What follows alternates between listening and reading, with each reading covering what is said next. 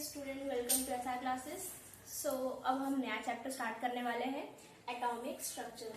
जल्दी से नया पेज खोल लीजिए बुक का एंड जो भी मैं यहाँ बताऊंगी आप लोगों को नोट कीजिए। एक बार इसको नोट कीजिए, इसको रीड करो, उसके बाद एक बार एनसीईआरटी रीड करो, फिर आप लोग को और रीड करने की जरूरत नहीं पड़ेगी। उसके बाद आपको सिर्फ न्यूमेरिकल करने हैं इस चैप्टर से, ओके, बिकॉज इस चैप्टर से न्यूमेरिकल ज्यादा आते हैं, ठीक है। सो पहले हम लोगों ने 9th एंड 10th में क्या पढ़ा था, एटॉमिक स्ट्रक्चर के बारे में पहले हम लोग वो देख लेते हैं, ठीक है। एटॉमिक स्ट्रक्चर, सबसे पहले एटम का स्ट्रक्चर कैसा होता है। एटम होता है स्फेरिकल शेप का, ओके, एंड स्फेरिकल शेप में जो सेंटर में होता है उसको हम क्या कहते हैं, न्यूक्लियस। न्यूक्लियस के अंदर क्या होते हैं, प्रोटॉन एंड न्यूट्रॉन, ठीक है, दोनों एकदम बेस्ट फ्रेंड्स होते हैं, ओके। प्रोटॉन एंड न्यूट्रॉन की जोड़ी को, ठीक है, प्रोटॉन एंड न्यूट्रॉन की जोड़ी को हम साथ में क्या कहते हैं, न्यूक्लियॉन्स कहते हैं, ओके। अब यहाँ पर जो ये एक्स्ट्रा पार्ट है इसको हम क्या कहते हैं, extra nuclear part, okay, it is nucleus, इनको साथ में हम न्यूक्लियॉन्स बोलते हैं। यहाँ पर जो ये पार्ट है इसको हम एक्स्ट्रा न्यूक्लियर पार्ट बोलते हैं। इसी एक्स्ट्रा न्यूक्लियर पार्ट के अंदर क्या होते हैं, हमारे ऑर्बिट्स, और एंड इन ऑर्बिट्स में क्या होता है, इन ऑर्बिट्स में इलेक्ट्रॉन रिवॉल्व करते हैं, ओके। अब ये तो हमने प्रीवियस स्टैंडर्ड्स में देखा हुआ है, ठीक है। हमने एक और चीज देखी थी, हमने एक जनरल फॉर्मूला देखा था। जनरल फॉर्मूला हमने क्या देखा था, 2n²। ये जनरल फॉर्मूला किसका है बताइए, याद करो। अभी हमने 9th एंड 10th में पढ़ा, 10th में तो पढ़ाई है हमने। 2n² किसका फॉर्मूला होता है, जनरल फॉर्मूला ये, ठीक है। ये general formula maximum number of electron present होते हैं शेल में कितने, ये उसका जनरल फॉर्मूला है, ठीक है। यहाँ पर जो n होता है ना, तो n का मतलब क्या होता है, ऑर्बिट, ठीक है। n का मतलब क्या, ऑर्बिट, और ऑर्बिट मतलब जहां पर इलेक्ट्रॉन रहते हैं, इलेक्ट्रॉन के हाउस को ही हम लोग ऑर्बिट बोलते हैं, ठीक है। 2n²। अब अगर हम लोग यहाँ पर n की जगह 1 पुट करते हैं तो कितना हो जाएगा, 2। वैसे हम यहाँ पे अगर 2 पुट करते हैं तो कितना हो जाएगा, 8। 2, 8, 18 एंड 32, ठीक है। ये इसका हो जाएगा जनरल फॉर्मूला। अब हमने पहले इसका एटॉमिक मासेस क्या होते हैं, इनके चार्जेस क्या होते हैं, हमने वो भी देखे थे, ठीक है। तो एक बार उसको भी हम रिकॉल कर लेते हैं, atomic mass and atomic charges.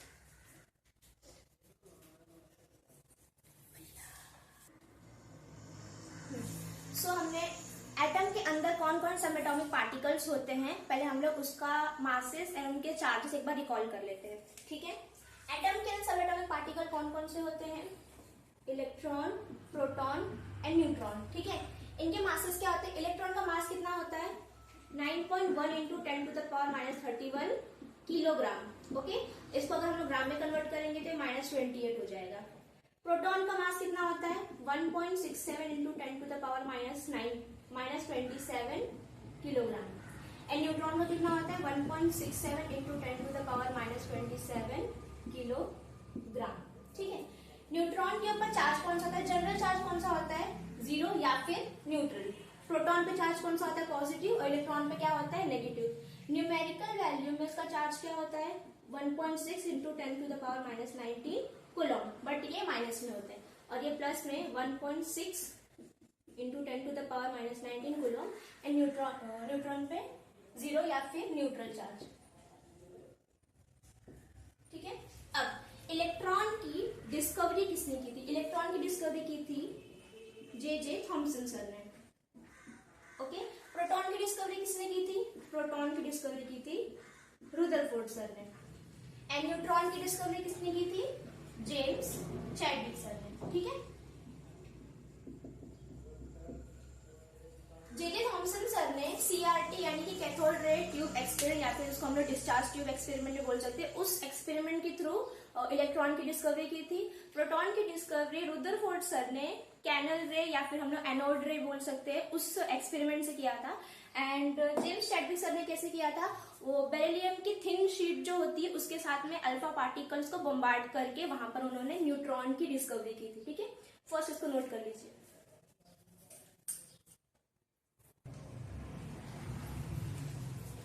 So first हमने देखेंगे इलेक्ट्रॉन की डिस्कवरी, ठीक है। इलेक्ट्रॉन की डिस्कवरी से पहले उसके पहले कुछ थियोरीज दी थी लोगों ने, ओके, तो हम पहले वो देखेंगे। तो उसमें सबसे पहले जॉन डाल्टन सर ने हमको एटॉमिक थ्योरी दी थी। ये एटॉमिक थ्योरी हमें कब दी थी, 1808 में, ठीक है। था कि matter is made up with tiny particle.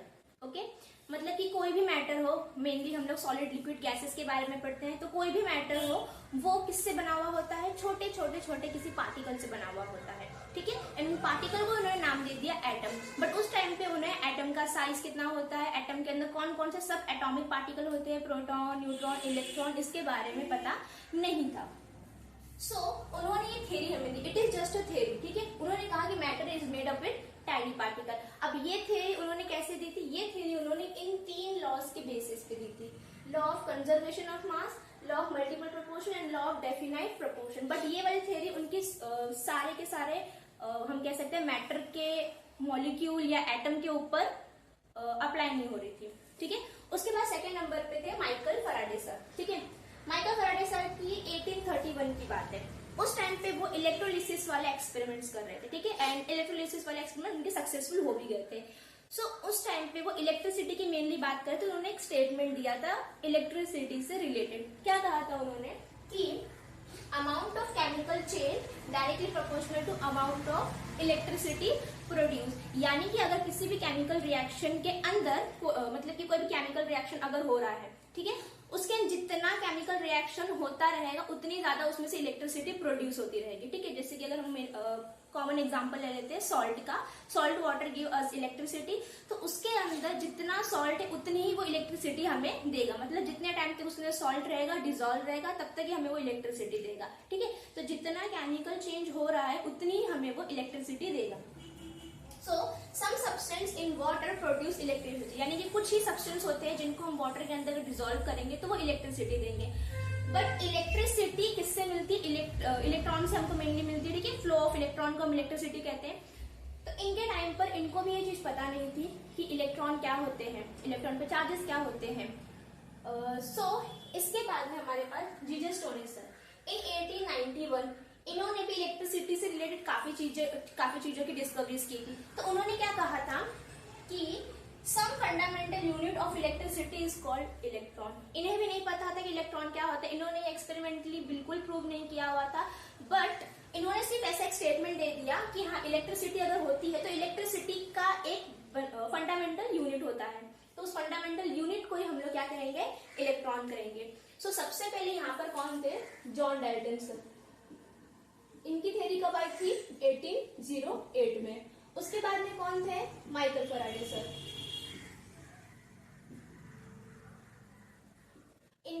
इन्होंने अपना स्टेटमेंट कब दिया था, 1831 में। देन उसके बाद में जीजे स्टोन सर, इन्होंने कब कहा था इलेक्ट्रिसिटी के बारे में, 1891 में। अब इन तीनों के बेस पे, इन तीनों की चीजों को फॉलो करते हुए जे थॉमसन सर ने CRT एक्सपेरिमेंट से इलेक्ट्रॉन की डिस्कवरी की। So first note it.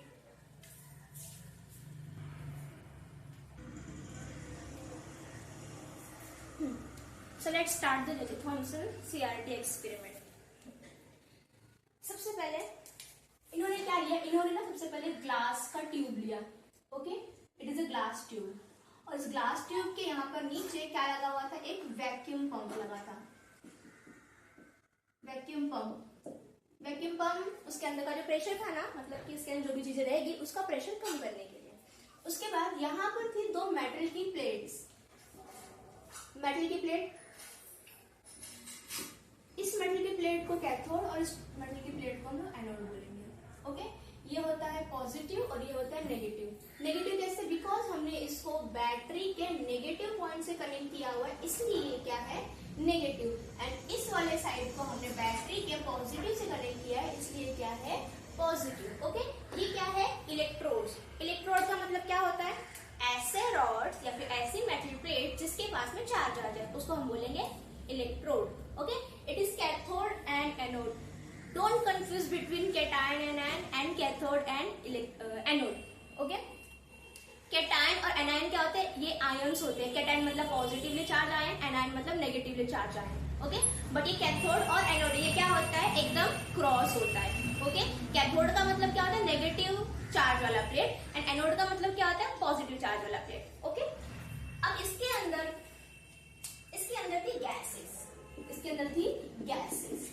Okay, gases क्या होती है? Gases good conductor of electricity होती है या बहुत bad conductor of electricity? Yes, it is a bad conductor of electricity. तो यहाँ पर क्या थी? गैसेस, और ये था हमारा वोल्टेज। ओके, और ये दोनों मेटल की प्लेट्स, और ये। अब यहाँ पर ये जो एनोड है ना, ये वाला एनोड, इसमें हमने क्या किया? इसमें हमने छोटा सा होल किया, छोटा छोटा सा एक दो होल कर दिए। ओके, इस वाले प्लेट में हमने होल नहीं किया, इस वाले प्लेट में हमने होल किया। ठीक है, ये जे थॉमसन का सीआरटी एक्सपेरिमेंट है। इसके बाद का जो दूसरा हम एक्सपेरिमेंट देखेंगे ना, वो कैनाल रे वाला या फिर एनोड वाला, उसमें इसका उल्टा होता है। उसमें ना यहाँ पर हम होल कर देते हैं, बट ये सीआरटी है तो यहाँ पर एनोड पे होल रहेगा। ओके, और उसके पीछे यहाँ पर होगी जिंक सल्फाइड की कोटिंग। ये है जिंक सल्फाइड, इसी को हम लोग बोलते हैं फॉस्फोरेसेंट या फिर फ्लोरोसेंट। फ्लोरोसेंट एंड फॉस्फोरेसेंट क्या होता है? ये ऐसी चीजें होती है जो ग्लो करती है। ओके, जिंक सल्फाइड क्या है? ये एक ऐसी कोटिंग है जिसके ऊपर कोई भी चार्ज पार्टिकल अगर स्ट्राइक होता है तो ये ग्लो करना स्टार्ट करती है। चार्ज पार्टिकल रिमूव होगा तो उसका ग्लो कम हो जाएगा, बट जैसे ही उसके ऊपर स्ट्राइक करेगा वैसे ही वो ग्लो होना शुरू होगा। तो यहाँ पर क्या है? सबसे पहले इसका डायग्राम समझा। ओके, अब इसमें क्या है? ग्लास का ट्यूब है, वैक्यूम पंप है, वोल्टेज है, कैथोड एंड एनोड है, जिंक सल्फाइड है, एंड ये हमारा एनोड के ऊपर हम छोटे छोटे होल किए। ओके, ये इसका था डायग्राम। अब यहाँ पर ऐसा क्या हो रहा था कि जे थॉमसन को समझ में आया कि यहाँ पर नेगेटिव चार्ज वाले इलेक्ट्रॉन्स यहाँ पर जा रहे हैं।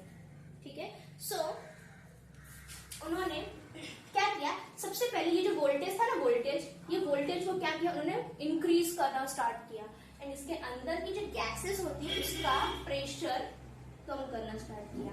ओके, ये वोल्टेज इंक्रीज किए, प्रेशर डिक्रीज।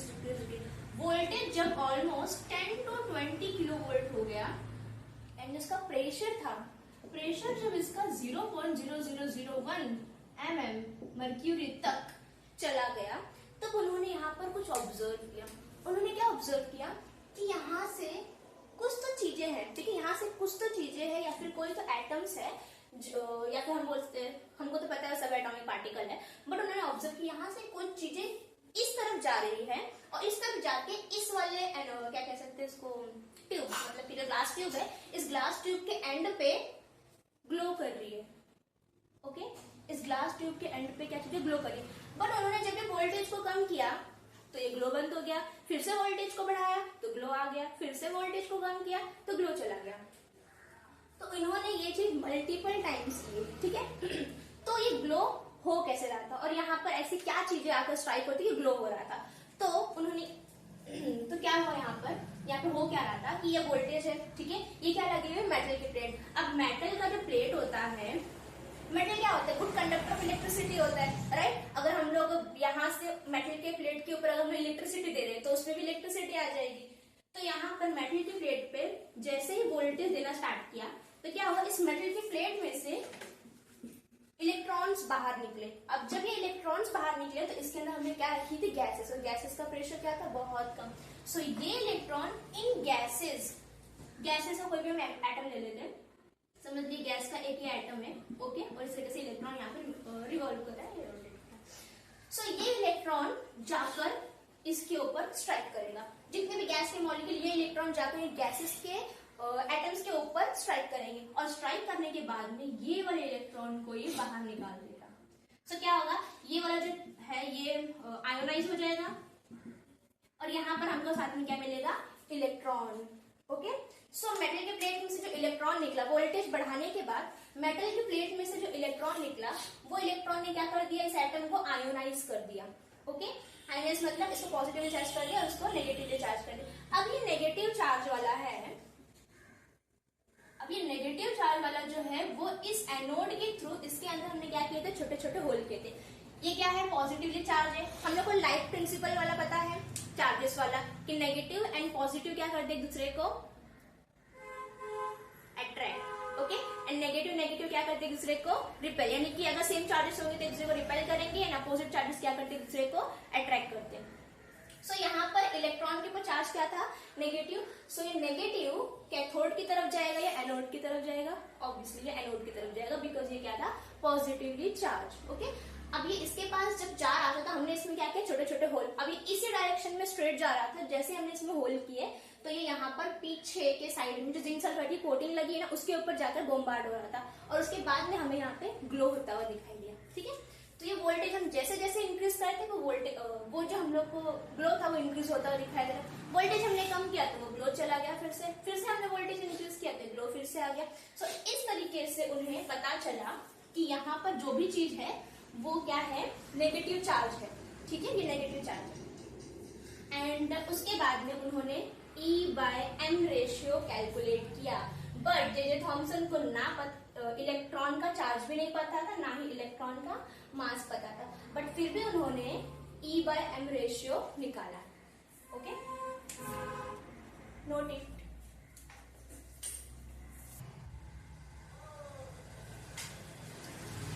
सो अभी हम लोग देखेंगे प्रॉपर्टीज। जे थॉमसन के सीआरटी एक्सपेरिमेंट में क्या पता चला था, E/m रेशियो। ठीक है, E/m रेशियो ने कैलकुलेट कैसे किया था, E/m रेशियो उन्होंने इस तरीके से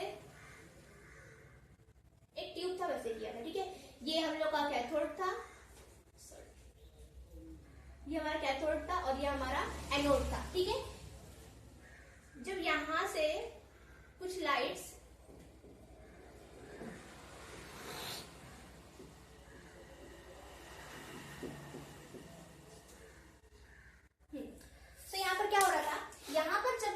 यानी कि हम लोग की क्या कह सकते हैं, कैथोड रेस। ठीक है, इलेक्ट्रॉन जो यहाँ से इस तरफ जो इलेक्ट्रॉन इसके पास स्ट्राइक हो रहे थे उसको ही हम लोग कैथोड रे कहते हैं। ठीक है, cathode rays are nothing but fast moving electrons. Okay, in here in only this case. So यहाँ पर क्या हो रहा है कि ये जो कैथोड रेस यहाँ से निकल रही थी एंड यहाँ पर बॉम्बार्ड हो रही थी जिंक सल्फाइड की कोटिंग पे। ठीक है, और यहाँ पर ये ग्लो हो रहा था। तो हमने क्या किया, हमने यहाँ पर पहले तो एक इलेक्ट्रिक फील्ड अप्लाई कर दी। ठीक है, पॉजिटिव एंड नेगेटिव, एंड साथ में हमने यहाँ पर बीच में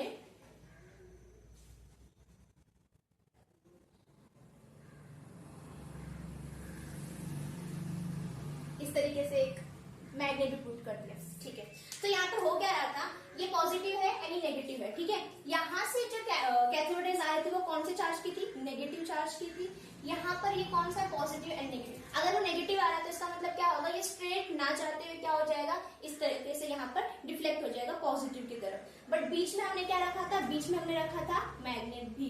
सो मैग्नेट, तो हम लोग का जो यहाँ से इलेक्ट्रॉन आ रहा था वो कंफ्यूज हो जाएगा कि उसको ऊपर जाना है या नीचे आना है या बीच में स्पिन करना है। ठीक है, तो एक पॉइंट हमारा ऐसा आया जब हमने इस इलेक्ट्रिक फील्ड और मैग्नेटिक फील्ड, इलेक्ट्रिक फोर्स और मैग्नेटिक फोर्स को हमने प्लस माइनस यानी कि कम, थोड़ा कम किया, फिर थोड़ा और कम किया इलेक्ट्रिक फील्ड को, फिर मैग्नेटिक फील्ड को थोड़ा सा इंक्रीज किया। जब दोनों एकदम इक्वल अमाउंट में आ गए तो हमने देखा कि ये जो हम लोग की कैथोड रेस थी वो स्ट्रेट फिर से जिंक सल्फाइड की कोटिंग पे जाकर स्ट्राइक हो रही थी। ठीक है, सो इस वाले एक्सपेरिमेंट से उनको चार्ज बाय मास रेशियो मिला, which is 1.76 10 to the power 11 coulomb per kilogram. Okay, so not depend on material of metal and gas, मतलब कि उसके अंदर कौन सा टाइप का गैस है उस पर डिपेंड नहीं कर रहा है, कौन सा मटेरियल है मेटल का उस पर डिपेंड नहीं कर रहा है, बिकॉज कोई भी मेटल हो इलेक्ट्रॉन तो प्रोड्यूस करेगा एंड कोई भी गैस हो वो इलेक्ट्रॉन जाके उस गैस के ऊपर स्ट्राइक करेगा एंड उसमें से भी इलेक्ट्रॉन को रिमूव करेगा। फिर cathode ray travel in straight line, cathode ray straight line में ट्रेवल कर रही थी, बट कब तक, जब हमने उसके बीच में कोई मैग्नेट और कोई इलेक्ट्रिक फील्ड नहीं रख दी। ठीक है, उसके बाद it is visible by phosphorescent and fluorescent, electrons हमें हम लोग की आंखों से इस तरीके से दिखाई नहीं देंगे, तो हमने वहां पर क्या किया, फ्लोरोसेंट एंड फॉस्फोरेसेंट की कोटिंग लगाई, तब वहां पर हमें ग्लो होता हुआ दिखाई दिया, तब हमें समझा कि वहां पर क्या जा रहा है, इलेक्ट्रॉन जा रहा है या फिर कोई तो चार्जेस वहां पर जा रहे हैं। सो हमारा इस यहाँ पर लास्ट में उनका कंक्लूजन क्या निकला, electron are basic constituent of all atom. ठीक है, अब हम लोग नेक्स्ट में देखेंगे आर्किमिलिकन्स ऑयल ड्रॉप मेथड, तो वहां पर हम देखेंगे कि इलेक्ट्रॉन का जो चार्ज होता है -1.6 × 10 to the power -19 वाला चार्ज कैसे उनको मिला। ठीक है, यहाँ से हमको मिल गया था चार्ज बाय मास रेशियो, इनका चार्ज इंडिविजुअल पता नहीं था। तो हम नेक्स्ट पार्ट में हम देखेंगे उनका ऑयल ड्रॉप मेथड। ओके।